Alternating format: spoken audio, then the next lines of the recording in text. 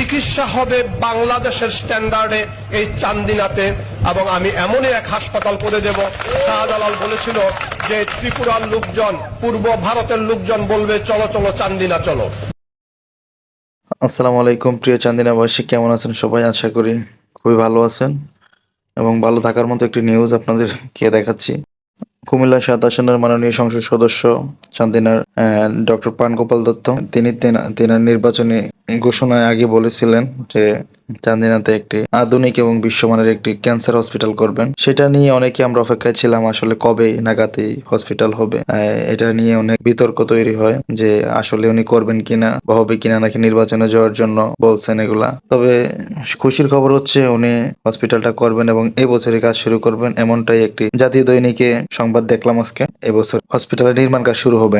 বাংলাদেশের জনপ্রিয় জাতীয় দৈনিক কালের কণ্ঠে তিনি একটি অভিমত দিয়েছেন। সেটা হচ্ছে সেখানে তিনি বলেছেন যে চান্দিনায় গড়ে উঠবে একটি বিশ্বমানের আধুনিক হসপিটাল, নাক কান গলা ও ক্যান্সার চিকিৎসা কেন্দ্র এবং শ্রবণ প্রতিবন্ধী সহ বিশেষ ক্ষমতাসম্পন্ন শিশুদের চিকিৎসা ও পুনর্বাসন সহায়তা কেন্দ্র স্থাপনের জন্য তিনি কাজ শুরু করেছেন। ডায়াবেটিক্স রোগীদের চিকিৎসার জন্য ডায়াবেটিক্স চিকিৎসা ও শনাক্তকরণ কেন্দ্র স্থাপনের কাজ শুরু করেছেন এবং উন্নত চিকিৎসার জন্য চান্দিনার মানুষকে অন্যত্র যেতে হবে না বলেছেন উনি। এখানে তিনি বলেছেন চান্দিনাতে আধুনিক চিকিৎসা মিলবে এবং চলতি বছরে তিনি যেই হসপিটালের কথা বলেছিলেন সেই হসপিটালের কাজ শুরু করা হবে বলে উনি দৈনিক কালের কণ্ঠকে জানিয়েছেন। চান্দিনা তথা পুরো কুমিল্লাবাসী অপেক্ষায় ছিলেন অধ্যাপক ডক্টর প্রাণগোপাল দত্তের যে হসপিটালের কথা ঘোষণা করেছিলেন তিনি, সেটা কবে নাগাদ হবে। তো পুরো চান্দিনাবাসী তথা কুমিল্লাবাসী আনন্দিত আসলেই এই সংবাদটা শুনে যে তিনি এবছরেই তিনি যেই ঘোষণাকৃত হসপিটাল, বিশ্বমানের হসপিটাল, সেটা কাজ শুরু হবে। তো আমরা সবাই আশাবাদী দ্রুতই কাজ সম্পন্ন হবে এবং চান্দিনাবাসী উন্নত চিকিৎসা পাবে। এখন সবার মনে একটি প্রশ্ন, চান্দিনার কোথায় হসপিটালটি হবে, কোন ইউনিয়নে হবে? ঢাকা চট্টগ্রাম মহাসড়কের পাশে বড় গোবিন্দপুর এলাকাতে হসপিটালটির জন্য জায়গা ক্রয় করেছিলেন। এই পর্যন্ত আমাদের কাছে তথ্য আছে, বাকিটা আমরা জানার পর আপনাদেরকে অবশ্যই জানাবো। সেই পর্যন্ত ভালো থাকুন। আসসালামু আলাইকুম রহমতুল্লাহ। চিকিৎসা হবে বাংলাদেশের স্ট্যান্ডার্ডে এই চান্দিনাতে, এবং আমি এমনই এক হাসপাতাল করে দেব। শাহজালাল বলেছিল যে ত্রিপুরার লোকজন, পূর্ব ভারতের লোকজন বলবে চলো চলো চান্দিনা চলো, এবং সেই হাসপাতালের উপরে একটা সেবা আশ্রম থাকবে যেখানে হিন্দু মুসলিম নির্বিশেষে, স্ত্রী পুরুষ নির্বিশেষে বার্ধক্যজনিত কারণে যদি পরিবারে বোঝা হয়ে যান, আপনারা ওখানে থাকবেন। আপনাদের দেখার জন্য নার্স থাকবে, সুইপার থাকবে, ওয়ার্ড বয় থাকবে, ডাক্তার থাকবে, সব সেবা শুশ্রূষা চলবে। আমার একটা অন্তিম ইচ্ছা, সেই ইচ্ছাটা পূরণ করার সুযোগ যদি পরম করুণাময় আল্লাহ তাআলা দেন, আমি আপনাদের কাছে কৃতজ্ঞ থাকবো। আমি আপনাদেরকে এইটুকু বলবো, আপনারা আল্লাহর কাছে দোয়া করেন যে আমাকে যেন আল্লাহ সেইটুকু শক্তি দেয়, আমার ইচ্ছা পূরণ করার সামর্থ্য দেয়। আমি আমার সর্বশেষ যে পরিকল্পনাটা, আমি চান্দিনাতে একটা হাসপাতাল করব। আপনারা জানেন আমাদের ছোটবেলা আমরা একটা কথা শুনেছিলাম, সেটা হলো যে কোনো অসুখ হলেই কইতো আতপি সাহার মির্জাপুর নিয়ে যাও, মির্জাপুর নিয়ে যাও। আমি ওইরকম একটা হাসপাতাল এখানে করব, যার মালিকানা হবে সমবায় ভিত্তিক।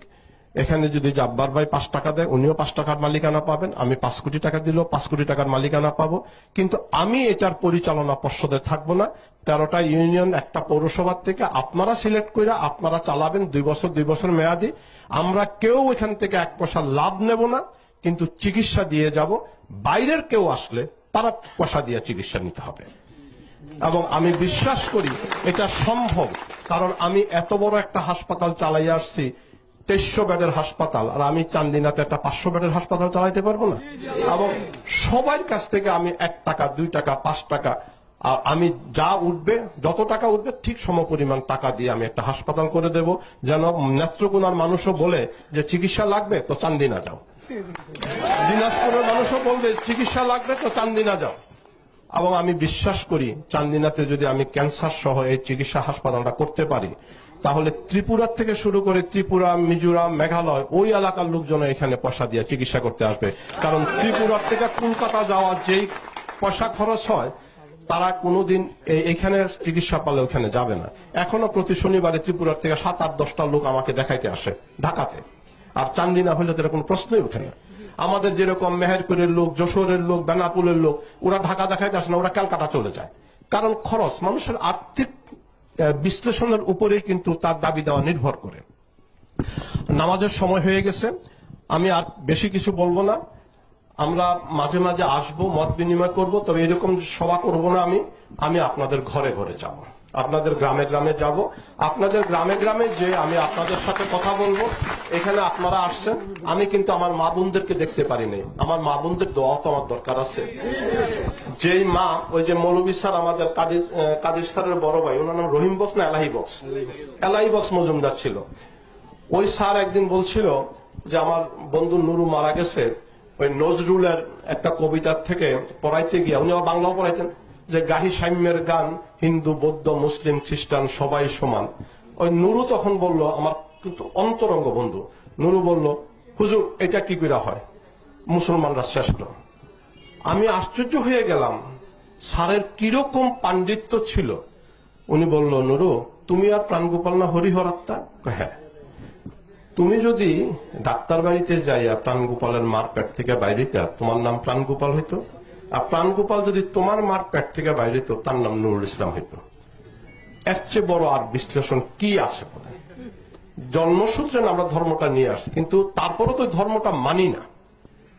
আপনারা বলেন, আমি যে পরিমাণ লোককে বিনা পয়সায় চিকিৎসা করেছি, নিজের পয়সা দিয়ে হাসপাতালের বিল দিয়েছি, আর কয়টা লোক এই কাজটা করছে, কয়টা ব্রাহ্মণ এটা করছে, কয়টা মাওলানা সাহেব এই কাজটা করতে পারছে, কিন্তু আমি তো করেছি।